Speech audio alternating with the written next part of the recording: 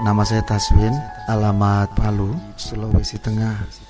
Saya adalah anak pertama, lahir dari keluarga biasa-biasa saja, keluarga petani. Pada tanggal 11 Maret tahun 1965, menamatkan sekolah dasar di Desa Lombonga, sebuah desa yang sangat kecil, jaraknya 100 km dari arah kota Palu. Kemudian sekolah SMP di Kecamatan Cirenja. Sambil sekolah saya bekerja sawah menopang ekonomi keluarga. Setelah tamat SMP, saya melanjutkan sekolah di Kota Palu, di Sekolah Semia Negeri. Sambil sekolah, saya berusaha untuk mencukupkan kebutuhan dengan menjual koran. Kemudian menjual koran ini hingga saya masuk kuliah di tahun 1996 sampai lulus. Selama saya kuliah, saya tinggal di masjid. Masjid ini namanya Masjid Al-Haq Palu. Saya memutuskan tinggal di masjid ini karena saya tidak ingin merepotkan keluarga. Saya ingin mandiri dan saya bersyukur selama kuliah tidak menemui hambatan hingga selesai. Dan alhamdulillah setelah selesai, saya diterima menjadi dosen di perguruan tinggi tersebut selama 20 tahun. Berbekal pengalaman sebagai dosen, saya ingin ada perubahan di kehidupan secara ekonomi. Maka saya mencoba membuka diri terhadap tawaran-tawaran yang bisa menjembatani saya untuk bisa berubah secara ekonomi. Maka saat-saat menjadi dosen, saya menemui dan memutuskan untuk bergabung dalam sebuah bisnis jaringan. Bisnis baru, bisnis yang belum pernah saya jalankan. Bisnis ini saya jalankan menghadapi banyak tantangan, tapi tantangan luar biasa. Tapi alhamdulillah, saya melihat tantangan ini adalah sesuatu yang menarik buat saya. Pada saat saya menjalankan bisnis ini awalnya, maka tim saya mengatakan untuk sukses di bisnis ini harus memiliki impian. Saya coba mencatat satu persatu impian saya. Impian yang terkuat saya adalah ingin membahagiakan ibu. Dan setiap kali saya bertemu ibu, melaporkan bisnis ini, dan ibu saya mendoakan saya untuk sukses di bisnis ini. Saat awal menjalankan bisnis ini tidaklah mudah. Pengalaman yang terbatas, pengetahuan apa adanya, apalagi berhadapan dengan berbagai tekanan, menempatkan posisi saya dalam posisi sulit untuk berkembang.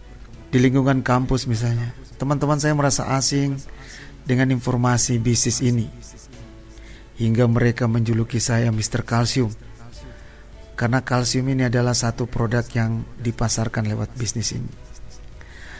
Anehnya teman-teman menjauh, bahkan ada yang mengatakan mustahil bisa sukses.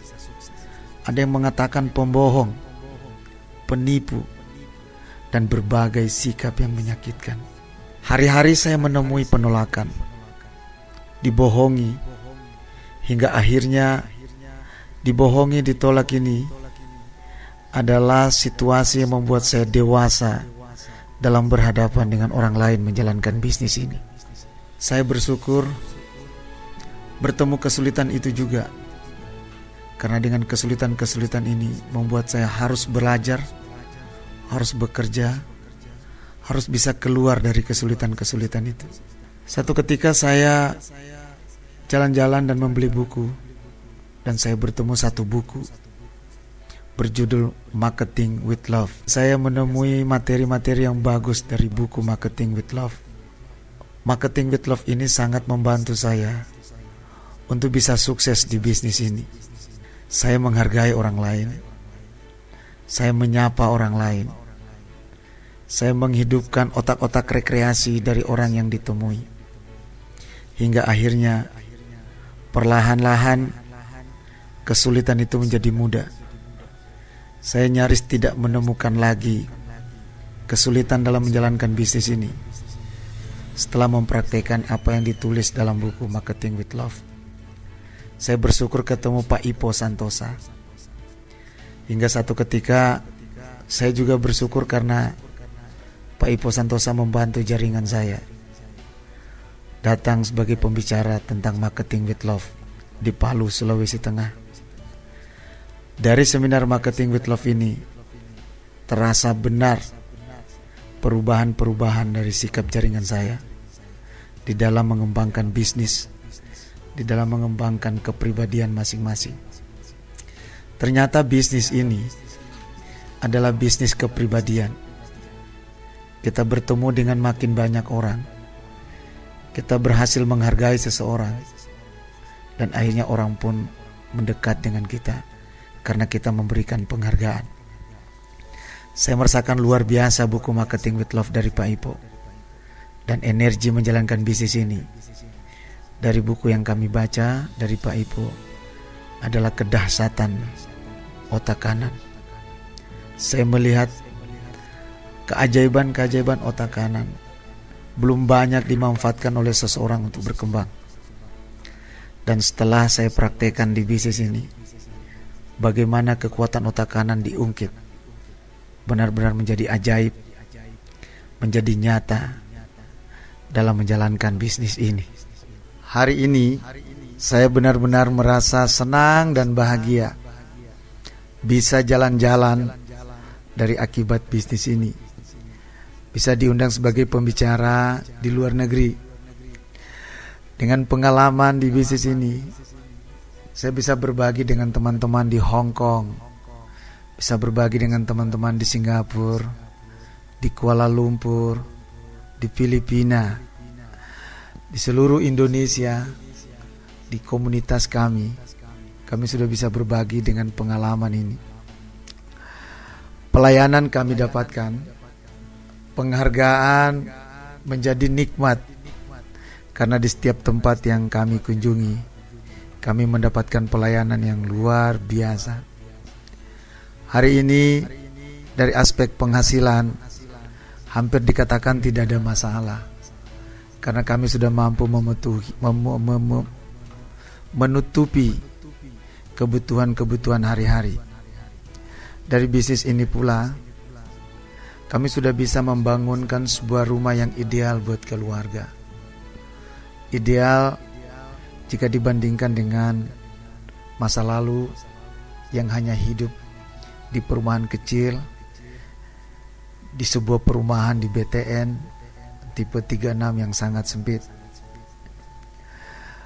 Kemudian di mana-mana kita mendapatkan penghargaan sebagai motivator, dan kita juga mendapatkan imbalan dari akibat menjadi motivator di beberapa tempat di Indonesia. Benar-benar doa ibu ini, kekuatan kehendak untuk berubah, bertemu dengan lingkungan yang kondusif membuat kita sukses. Ini jadi keajaiban di kehidupan kami hari ini. Kedepannya saya berharap kehidupan ini akan jadi semakin nyata, bisa mengilhami makin banyak juga teman-teman, siapapun yang ingin berubah. Saran saya bagi para teman, sahabat, keluarga yang mendengarkan ini, mungkin pengalaman ini menjadi salah satu bahan masukan di mana kita bisa bertemu keajaiban-keajaiban di kehidupan ini. Sesuatu yang bisa kita prediksi asal kita baik kepada ibu, baik kepada sahabat, baik kepada tetangga, memberikan sumbangan-sumbangan yang menguntungkan, menjadi inspirator bagi teman-teman yang ingin berubah. Karena saya mengalami semakin banyak kita memberikan, apakah itu dalam bentuk sedekah, apakah dalam bentuk ilmu, apakah dalam bentuk perhatian, ternyata Tuhan tidak buta terhadap apa yang kita berikan ini. Saya semakin sadar bahwa Tuhan itu maha kaya. Tuhan itu maha mampu mengijabah doa-doa mereka yang ingin berubah. Maka semakin banyak kita memberikan, membuat kita yakin bahwa Tuhan juga akan memberikan semakin banyak buat kita. Hal ini saya praktekkan, dan saya tidak sadar ternyata apa yang kita praktekkan ini mendapat balasan dari hal-hal yang kita tidak perhitungkan semula. Hingga akhirnya hari ini saya secara pribadi juga melihat keajaiban-keajaiban itu terjadi di kehidupan kami. Hari ini juga kami mengalami kesulitan mendistribusikan kesempatan untuk berkunjung, mendapatkan undangan untuk berbagi, sharing tentang pengalaman hidup yang oleh sebagian orang di lingkungan kami mengatakan Pak Taswin hari ini sudah sukses. Energi doa ibulah yang membuat saya bertahan di bisnis ini, sekalipun menghadapi tantangan yang luar biasa. Energi doa ibu, energi doa istri, dan kehendak untuk membahagiakan anak-anak membuat saya benar-benar bertahan di bisnis ini. Dan selama ini saya menemukan keajaiban dari doa-doa itu. Selama 4 tahun menjalankan bisnis ini, saya menemukan perubahan yang luar biasa. Perubahan ini saya menangkap kesan yang menolong itu adalah doa ibu saya. Dan doa ini bagi saya adalah keajaiban. Saya menemukan kemudahan-kemudahan setelah menemukan kesulitan. Setiap kali saya menemukan kesulitan, saya mengajak ibu saya untuk mendoakan saya untuk menemukan kemudahan. Yang membuat saya bertahan dan menemukan perubahan ini karena saya menemukan komunitas yang mendukung saya untuk mencapai impian ini. Hingga hari ini, alhamdulillah, saya bergabung di bisnis TNC. Selama 4 tahun, beberapa hal telah saya dapatkan. Saya telah dipercaya untuk menjadi motivator hingga ke mancanegara.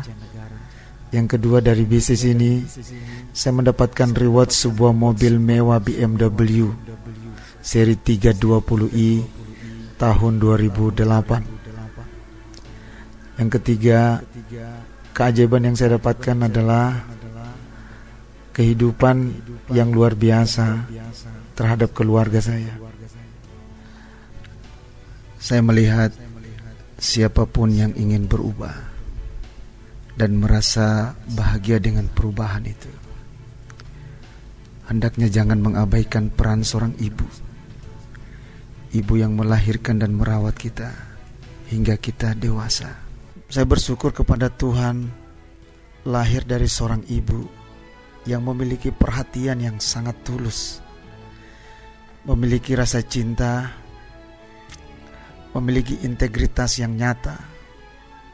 Ibu saya adalah seorang pekerja keras. Di saat saya kecil, ibu saya sudah single parent. Entah kenapa rumah tangga ibu saya patah. Maka saya dibesarkan oleh seorang ibu yang single parent. Ibulah yang mencari nafkah buat saya sebagai anaknya, menjajakan makanan di sekolah, seringkali membuat kue dan diantar ke pasar. Demikian hari-hari yang dilalui oleh ibu saya, hingga pengalaman ibu saya menjadikan saya harus bertanggung jawab terhadap kehidupan.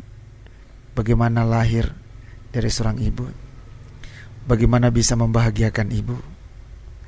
Inilah pengalaman yang membakar saya untuk menjadi seorang anak yang bertanggung jawab, membalas semua cinta, perhatian, dan integritas dari ibu yang melahirkan saya. Inilah yang membuat tidak lain bagaimana impian saya untuk membahagiakan dia harus terbukti dari bisnis ini. Energi inilah yang memacu saya hingga saya benar-benar bekerja mati-matian untuk membuktikan diri sebagai anak yang berjasa, sebagai anak yang mampu membalas jasa dan budi dari seorang ibu. Hari ini saya merasakan kemudahan karena memang saya mengharapkan doa dari ibu, hingga saya merasa bahagia dari apa yang saya dapatkan hari ini. Semoga pengalaman ini memberi energi bagi yang mendengarkan. Salam dari saya, Taswin.